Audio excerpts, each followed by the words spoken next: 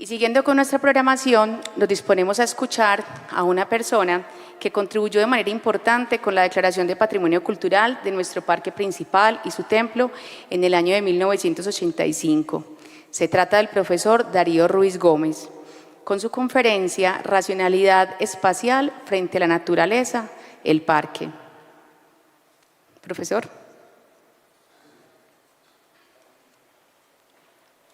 El profesor Darío Ruiz es paisano de Anorí, Antioquia, escritor, periodista, teórico del arte y del urbanismo, crítico literario y poeta colombiano.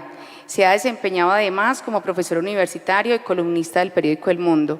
Su obra enlaza profundamente con la memoria colectiva en los años 70, 80 y 90, que fueron particularmente dramáticos en Colombia.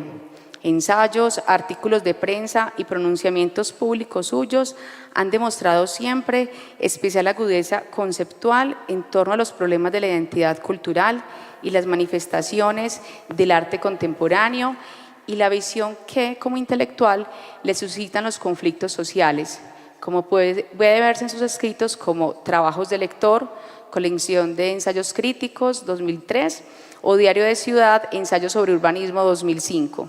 Además de sus obras publicadas en ensayos sobre arte, urbanismo y crítica literaria en revistas especializadas de Colombia y del exterior, su producción literaria es abundante en los estilos literarios de novela, cuento y poesía. Profesor, tiene usted la palabra, bienvenido. Muchas gracias y les agradezco mucho la invitación de volver a mi casa, porque Jardín lo he declarado hace mucho tiempo como esa patria de que habla Goethe, que uno tiene que crear para vivir en ella y no la patria artificial que crean ciertas identidades políticas. Entrando al grano, la investigación sobre el parque supuso la presencia de 3 arquitectos: Jesús Gámez, arquitecto de la Universidad Nacional, que hizo una especialización en Ulm, en Alemania, en lo que se llamó la nueva Bauhaus, que fue en el siglo XX la experiencia del diseño más importante. Álvaro Gómez Sierra, que se graduó en urbanismo en Escocia, y trajo toda una cantidad de ideas nuevas sobre lo que es el urbanismo y sobre lo que es la arquitectura.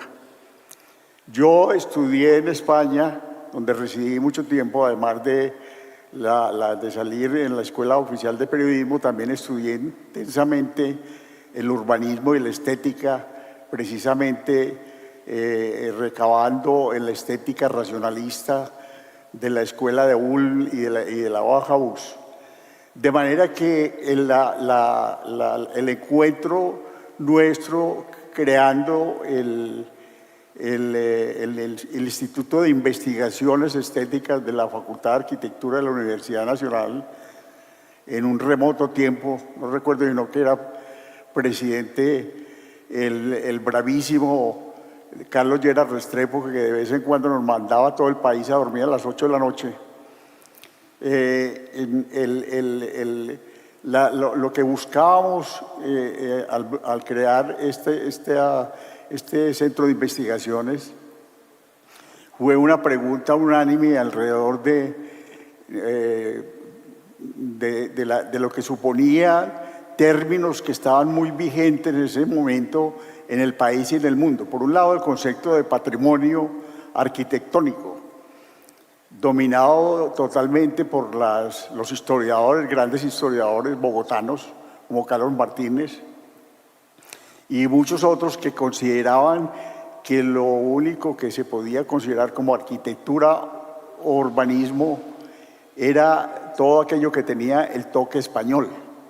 De resto, la arquitectura regional no existía entonces en las consideraciones de la Oficina de Patrimonio Cultural, Arquitectónico y Urbanístico. Yo había comenzado unos trabajos aproximándome precisamente al desarrollo de Antioquia a través de ciertos autores extraordinarios, como en su magistral conversación de ayer nos mostró Juan Luis Mejía, con quien compartí muchas cosas, y es la creación de un territorio en esa obra inigualable de geógrafo del siglo XIX, que es la geografía de Antioquia de Manuel Uribe Ángel. Ahí tuvimos la noción de que es un territorio. ¿Por qué? Porque la República de Núñez nos había, sobre un mapa en abstracto, había creado departamentos que no tenía nada que ver con la realidad de las regiones. Una región se desarrolla alrededor de parentescos familiares, de usos de la cocina, alrededor de un río, alrededor de una determinada geografía, etc. Eso hasta hoy en la Constitución colombiana es completamente desconocido. Y la lucha en este momento, por ejemplo, es porque las identidades regionales estén por encima de los propósitos electorales que fijan solamente los políticos, que muchas veces hay más grandes políticos que han defendido las regiones y las defienden. Entonces, el concepto de región es un concepto que desde ese momento, incluso en los grandes, Albrecht Dürer, un gran filósofo alemán, tiene un texto muy bello sobre el concepto de región. Dice, pertenecemos a una región, no a una patria abstracta.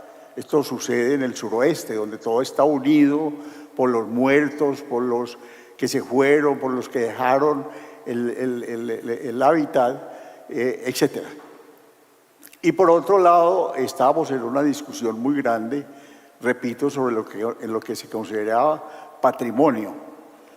Entonces, cuando el encuentro nuestro en el 67, en un viaje muy largo, en un Yale, llegamos al jardín, fue el deslumbramiento ante un parque que se conservaba, ante una escala arquitectónica que se había conservado plenamente, al lado de otros municipios que habían sido, en Antioquia en especial, hubo mucha hazaña con la configuración de los municipios, se los destruyó y se los sigue destruyendo sin misericordia alguna.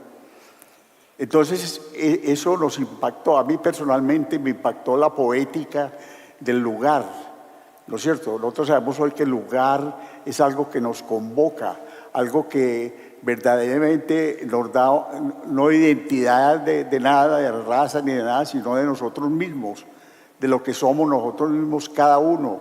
Entonces se reconoce un niño en una esquina o en una calle en sombras, etc. Entonces, precisamente cuando llegamos y tratamos de hacer un planteamiento sobre el parque, porque nos mostraron algunos personajes ya amigos, que había un proyecto bastante descabellado de que destruía el parque. Entonces comenzamos a hacer con un grupo de alumnos un planteamiento sobre el parque, una discusión con el secretario de Obras Públicas, el doctor Gómez, y al final él me llamó y me dijo, bueno, en las manos de ustedes queda todo a que hagan ese parque.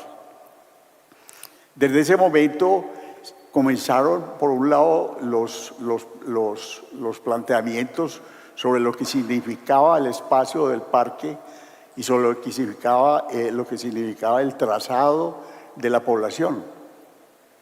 Era necesario, y ahí entraban en juego entonces una serie de consideraciones sobre que ya el siglo XIX había incorporado la decadencia de Olvar Spengler, La decadencia de Occidente, un libro extraordinario, nos había mostrado cómo el hombre occidental descubre el horizonte, y al descubrir el horizonte se ensimisma, se asusta, yo durante muchos años, les digo, en una crisis existencial muy grande, eludía mirar los crepúsculos. Me mataba mirar un crepúsculo en el atrio del jardín o en Jericó, por esa actitud fáustica que dice Goethe del hombre occidental. Entonces descubrir el confín, descubrir que hay una norma que impide que se destruya la visión del confín, ¿no es cierto? Esa norma se hace en las ciudades, esa norma se hace en Washington, por ejemplo, en ningún edificio puede ser más alto que el Capitolio. Entonces, toda esa serie de cuestiones coincidieron en el momento en que planteábamos eso. Pero ¿cuál fue el mayor respaldo que nosotros tuvimos para seguir adelante? La gente de Jardín. Un personaje fuera de serie como Mario Escobar. Personajes como Los Peláez, Alicia, Rosalía, y toda la población, La Mona, comenzó un movimiento cívico único, y yo creo que los movimientos cívicos son los únicos que pueden rescatar este país. Y se fue trabajando en la universidad con ese grupo de estudiantes, discutiendo los planos, etc. Y entonces hubo una serie de planteamientos. Por ejemplo, Jardín fue fundado por don D'Indalecio en 1863. La dominación española terminó el 20 de julio de 1819, ¿no es cierto? O 10, 19. Entonces, que en Antioquia nunca hubo la institución de la colonia, porque Antioquia siempre estuvo aislada del resto del país por la dificultad de entrar en ella. Las grandes montañas, las distancias imposibles, etc. Y solamente comienza en el siglo XIX, a mitad del siglo XIX, un verdadero movimiento alrededor de eso. En los mapas de la colonia todavía Mariquita o Antioquia pertenecía al estado de Mariquita. Entonces buscar digamos, el concepto de región como determinante estaba de acuerdo con un concepto que encontré yo en un libro fundamental de la cultura norteamericana de Turner, que se llama La cultura de la frontera. Mientras Estados Unidos permanece en la costa de Nueva York, de Boston, etcétera, como dice un filósofo, produjo muy poco. Pero cuando ya necesitan expandirse hacia el oeste, comienzan a hacer la verdadera cultura norteamericana. El blanco necesita saber cómo el indio domina el paisaje, cómo domina el agua, cómo se enfrenta a los grandes animales, etc. El movimiento de la colonización antioqueña, que se produce por ejemplo, huyendo de las guerras civiles, donde mandaban los rejos, así prácticamente a que amarraran a los muchachos para llevárselos a la guerra. Entonces, huyendo de la pobreza, Río Negro entra en la pobreza terrible, Santa Fe de Antioquia, pues no digamos, vivió siempre en la miseria. Se van entrando, como lo relata José María de Oz y Capdequí, un jesuita que vivió en Bogotá y hace una investigación excepcional. Los pobres de que llegan a fundar Sonsón le piden al rey que les dé las tierras y el rey se las concede. Es un hecho fundamental que se los olvida. Entonces, cuando salen todos esos colonos de Abejorral, del Retiro, y van yendo hacia el río Arma, van bajando y luego suben a fundar Aguadas, Salamina, etcétera. Van a Manizales, Fermín López, que fue un gran líder de eso. Entonces vamos descubriendo el sentido que les digo de región, no de departamento, sino de región. La región se va determinando por un camino. Los colonizadores van determinando los caminos, los enlaces, van creando pueblos de vegas, de laderas de montaña, y si uno se asoma a la vía que va de La Ceja a Abejorral, en el puente, en el Salto del Buey, uno ve un momento en que se ilumina el paisaje y aparece Concordia en la distancia. Era una manera de dirigir al viajero, porque existía el viajero. Y si uno se da cuenta, en el norte de Caldas, por Salamina, la Merced, etcétera, lo que llamamos la fonda está determinada por las horas de camino que podía tener una familia o la gente que iba marchando, y aparecía entonces la fonda como un hito de una geografía. Sabían cómo creaban la geografía, y es donde nace, ayer decía Juan Luis, en ese cuadro excepcional de Cano, Horizontes, nace el horizonte. El antioqueño nace mirando el horizonte, baja, sube, mira el horizonte, y uno se encuentra entonces una serie de historias dramáticas en la lucha por las conquistas de la tierra que tienen todos esos grandes grupos de colonizadores antioqueños. Y es cuando Aranzazu, que había estado en la colonia, pretende quitarles a los colonos las tierras que había en Salamina, Aranzazu, etcétera, hasta Manizales, y viene un conflicto muy grande que el padre Duque en Historia de Salamina describe muy bien, porque el conflicto lleva a una lucha armada de Fermín López contra la compañía de González y Salazar.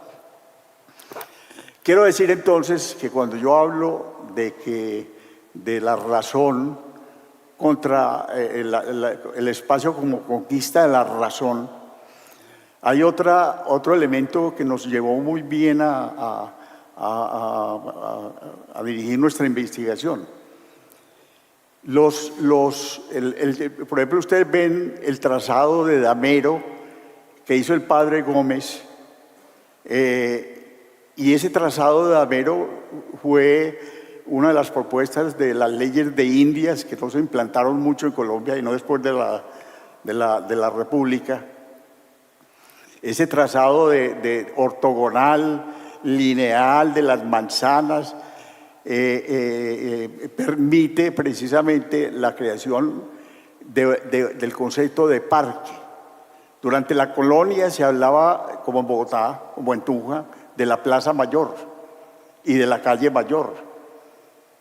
En Antioquia, en las fundaciones de los pueblos, no va a haber Plaza Mayor, sino que como vivimos en la República, los ideales de la República son muy distintos a la dominación espacial que tiene la arquitectura y el urbanismo durante la época de la colonia. Entonces nace ese concepto del parque, el parque de Salamina, el parque de Chinchiná, todos esos que se conservan todavía, el parque de Bolívar, que es una obra maestra del urbanismo y un concepto extraordinario de lo que es un parque.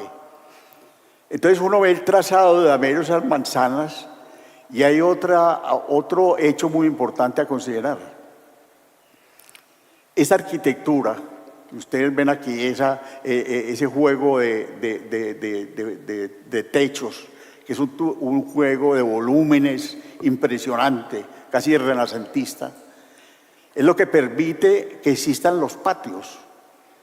Existe el patio andaluz, por ejemplo. Los californianos crean un tipo de patio, pero el patio antioqueño no tiene nada que ver con el patio andaluz, por ejemplo, con el patio cordobés. Entonces, esa espacialidad, ese manzaneo, es lo que permite que las casas al interior tengan la vigencia de los patios, de los solares, etcétera, que la novela para mí preferida de Manuel es La tarde de verano, que es el momento en que existe el solar, los olores de las verduras, la música que pasa, etcétera. O sea, lo que logran ellos al hacer el parque es introducir lo que todavía en Jardín, cuando se van los turistas, encontramos, que es lo que llamamos en urbanismo un tempus. Un tempus es cuando uno entra a una ciudad y ve una temporalidad propia. Uno llegaba a Jardín, se sentaba en el parque y no pasaba gente, y a las 3 de la mañana desde el hotel de Sofía Restrepo uno miraba y veía el patio, el parque como un inmenso patio. O sea que había un tempus interior, que es lo que Manuel dimensiona en ese monólogo de Tarde de Verano. Y aquí hay un tratamiento que nosotros hacemos del parque. ¿Qué era el parque? Estaba un empedrado con el problema de las hierbas que crecían, etcétera.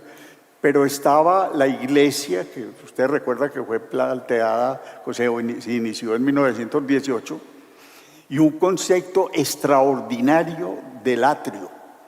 El atrio viene desde el Renacimiento y es el planteamiento de marcar la iglesia, de permitir después de las misas que los fieles se queden en el atrio conversando. Esa fue digamos, lo que uno veía en Medellín desde niño, en el atrio de la Candelaria, de las iglesias de los barrios y sobre todo, por ejemplo, de la Metropolitana. La gente después de misa 12 los domingos salía a ver a los ricos que exhibían toda su vestimenta, todo su gusto, todo. Era un hecho de socialización. Y eso es lo que sucede con el parque.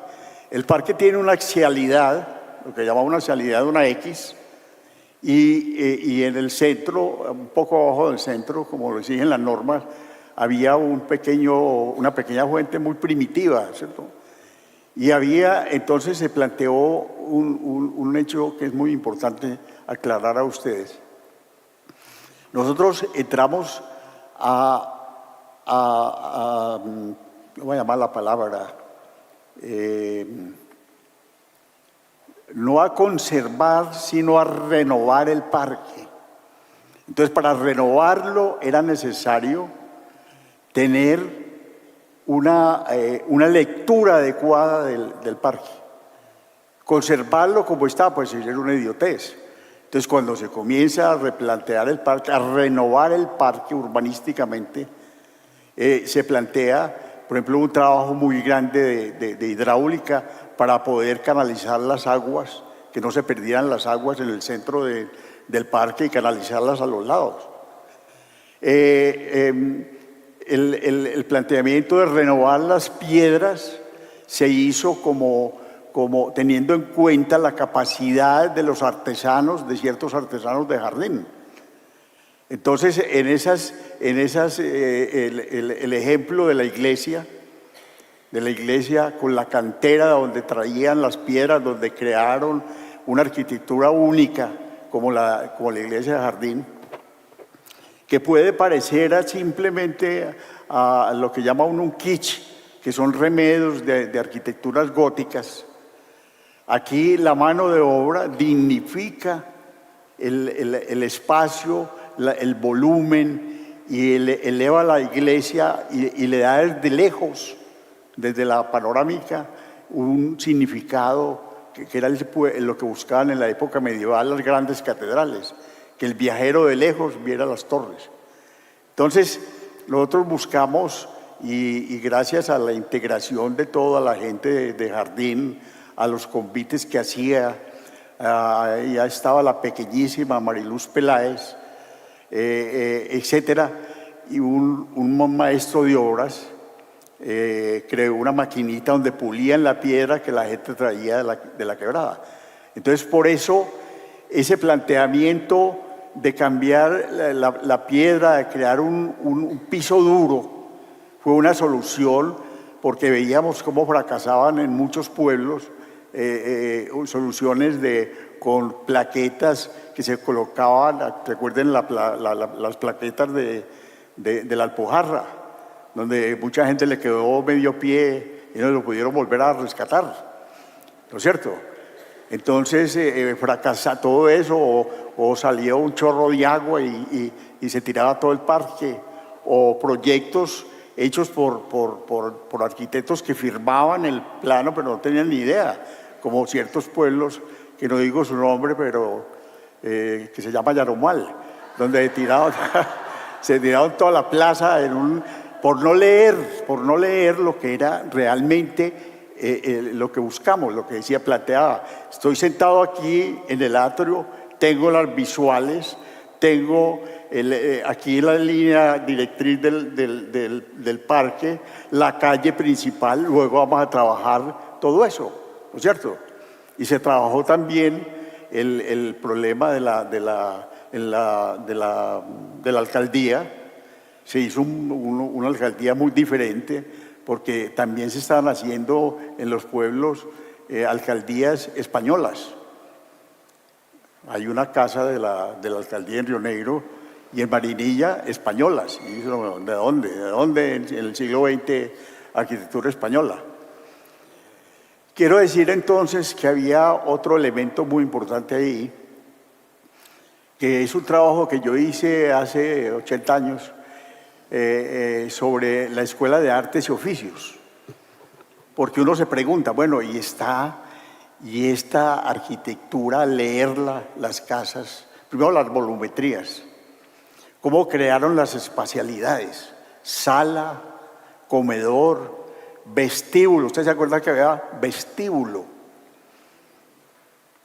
Y al fondo siempre quedaba, después del comedor y la cocina, a la entrada estaba la casa, la habitación del visitante, o esa que le daba, Manuel tiene un cuento sobre eso. Él llegaba y tocaba a alguien, un peregrino, y le decía, ahí tiene, duerma ahí, ¿no es cierto? Ya en una sociedad inhumana y despiadada como la que vivimos, no podemos hablar de ese sentido de caridad y de piedad que era la característica de la mayoría de la sociedad antioqueña. Entonces, la Escuela de Artes y Oficios, que nace en 1867, tenían 4 años de estudios de arquitectura pura, y por eso calcularon todos los muros,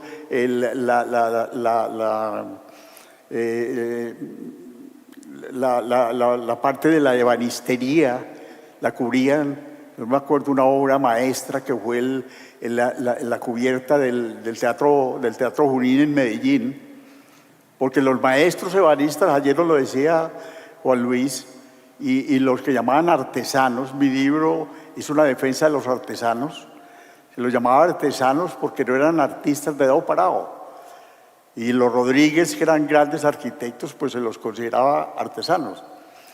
Y entonces esa formación del maestro de obra es una formación muy profunda, como la que tuvieron bajo la influencia de lo que llamó en Inglaterra el Arts and Crafts de William Morris, que cuando los arquitectos se dedicaban a hacer dibujitos, William Morris rescata la mano de obra y dice: la arquitectura es un hecho material. Un material determina la arquitectura.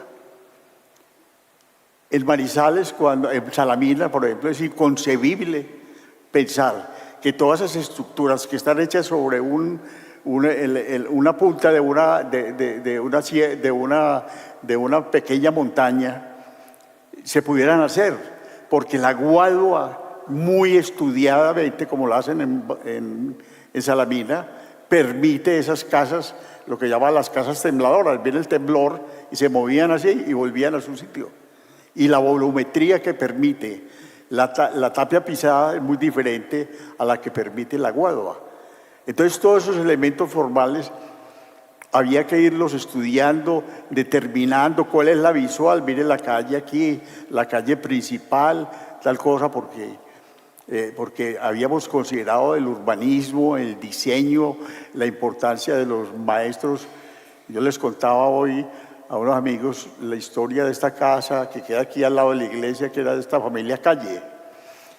Y entonces el comedor se le había roto un pedazo. Y un muchachito llegó y le dijo: no, yo le puedo hacer eso. Y copió la parte que le faltaba y con una cegueta en media hora hizo la réplica y la colocó y quedó perfecta, ¿no es cierto? Era la memoria de los grandes ebanistas que aquí se los ha denigrado en la historia de Antioquia, etcétera, cuando ya pues repito, ser arquitecto ebanista es una cosa muy importante en toda Europa y en Estados Unidos. Digamos, esa axialidad que nosotros descubrimos, esa vocación de una racionalidad en la arquitectura, porque es una vocación de racionalidad. Entonces, es lo que se opone, dice, por un lado está la selva, por un lado está la naturaleza inhóspita y terrible, como la plantea Botero en su novela Andágueda, como la plantea Manuel, como esa naturaleza que devora al hombre, la vorágine de Eustacio. Lo que hay que hacer la ciudad y el espacio de la ciudad y la conquista de la civilización es por crear un espacio autónomo, no que rechaza la naturaleza, sino un espacio autónomo, una habitación para la meditación, para el encuentro, etcétera, que repito, es lo que hace la arquitectura antioqueña con una cantidad de tipología, la tipología del almacén, de la bodega, de la carnicería. Por ejemplo, esos secaderos de café que desaparecieron fueron obras maestras de la arquitectura aquí y en cualquier parte. Entonces, decimos que fue una conquista de la razón porque el parque es una conquista de una racionalidad. Y porque lo que buscamos nosotros a través de ese trabajo fue precisamente encontrar una renovación hacia el futuro de lo que consistía un parque, de manera que entonces ustedes ven la axialidad, ustedes pueden recordar que era un desorden terrible lo que había en el parque, y se plantea entonces una especie de bahías para recuperar, para introducir, por ejemplo, lo que habíamos visto en Europa y es tan importante hoy, que son las terrazas, los cafés al aire libre, la vida al aire libre, la conversación, etcétera, el sector donde están los taxis y donde llegaban los camiones, que era un sitio de enfrentamiento entre las comunidades, de las distintas comunidades, y un desorden terrible, ¿no es cierto? Se logró hacer eso, y ya digo, a través de múltiples convites se fue consiguiendo el dinero. Yo mandé un informe a la Comisión de Monumentos Nacionales y se declaró el Parque de Jardín como Monumento Nacional. Entonces, eso fue un trabajo para mí de más de 12 años, apasionado por este tema y apasionado por esta forma de vida, porque Jardín no es solamente un pueblo. Jardín es fundamentalmente una forma de vida que al escuchar a estos niños tocando ayer, ellos están salvando la música, no la música folclórica, no, están salvando la música. Aquí se resaltó la arquitectura, se resaltó el sentido cívico de una comunidad y se destacó cómo a través del tiempo y el espacio esas formas pueden subsistir sin caer en lo que se llama el conservacionismo, ¿no es cierto? A mí me tocó una vez en Santa Fe de Antioquia que me llamaron porque el comité de patrimonio, a una viejita se le había caído el ranchito, y entonces le decían que lo tenía que hacer según en la fachada española, y la señora no tenía plata para eso. Es una verdadera barbaridad. De manera que entonces ese fue, digamos, en cierto sentido no, en el amplio sentido de la palabra, una experiencia que personalmente lo sé porque siguieron siendo mis grandes amigos. Jesús Gámez, que desafortunadamente se fue o nos dejó el año pasado, Álvaro Gómez, que vivía hace mucho tiempo en España, y siempre fue el rescatar del desorden, de la anarquía, de la fractura. No tengo temor en decir que fue lo que se hizo en Andes, con un diseño desgraciado del parque de la iglesia. Y entonces eso nos llevó pues a a encontrar una comunidad como la de Jardín y lograr, yo creo una convivencia, porque fue otro sentido. El parque no es un espacio privado. El parque es el encuentro de la comunidad. Los espacios urbanos existen para el intercambio social, si no, no existen. Y eso es lo que se está haciendo en las ciudades, que cada día están más sectorizadas, que cada día están más fragmentadas, que cada día una comunidad desconoce a la otra. Es trabajo de ustedes mantener a través de todas estas fiestas el sentido de lo que significa precisamente la conmemoración, las fiestas, preparar un escenario como se hizo para que las comparsas, ese ingenio extraordinario de preparar, por ejemplo, un homenaje al bolero con comparsas maravillosas y se siga sucediendo como veo en el tiempo. De manera que eso es, vamos a ver algunas diapositivas de algunos de los libros que yo dediqué expresamente a Jardín, que repito, el concepto de patria es un concepto que la gente construye, no que se la imponen. Y para mí, desde entonces, silencioso y calladamente, Jardín es mi patria.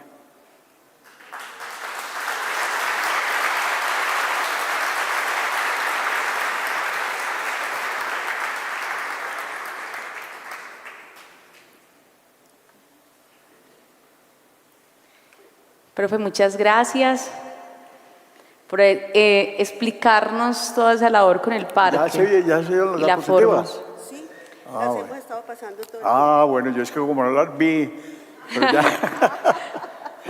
No le dijimos.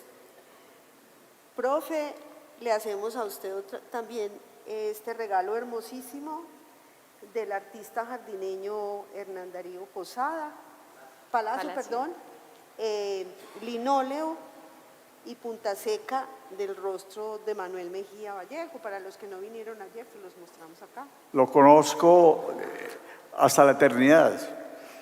Fui amigo de él desde el año de 1962, cuando lo encontré en España, cuando le dieron el premio Nadal. Y fui a un hotel de los Mar de Dedo Parado de Madrid, que se llamaba el Hotel Velázquez. Y cuando llegué allá, toda esa gente bien vestida, una cosa extraordinaria, lo sentí desde antes de llegar al hotel, porque hablaba, se le escuchaba desde lo lejos, ¿no es cierto? Y desde eso hasta que murió fue mi hermano, cansón, jodón, pero un hermano que compartimos algo que no se comparte, que es la literatura, que es el hecho de que cada uno vive, y aquí hay un ejemplo en ustedes, en Jardín, donde la gente mayor es la que dicta una sabiduría sobre la gente más joven, y es sentir que no puede haber cultura sin preguntas, sin desgarramiento existencial, pero sin alegría, porque no nos vamos a entregar a lo que se llama el maníaco depresivo antioqueño, sino como respuesta la alegría. La felicidad es una cosa que se consigue fácilmente, pero la alegría es el objetivo de todo espíritu libre, y eso ustedes enseñan, y eso me enseñó este viejo bebedor. Espérate que como he estado sentado ahí. Sí, tranquilo, bien pueda agarrarse. Ah, bueno.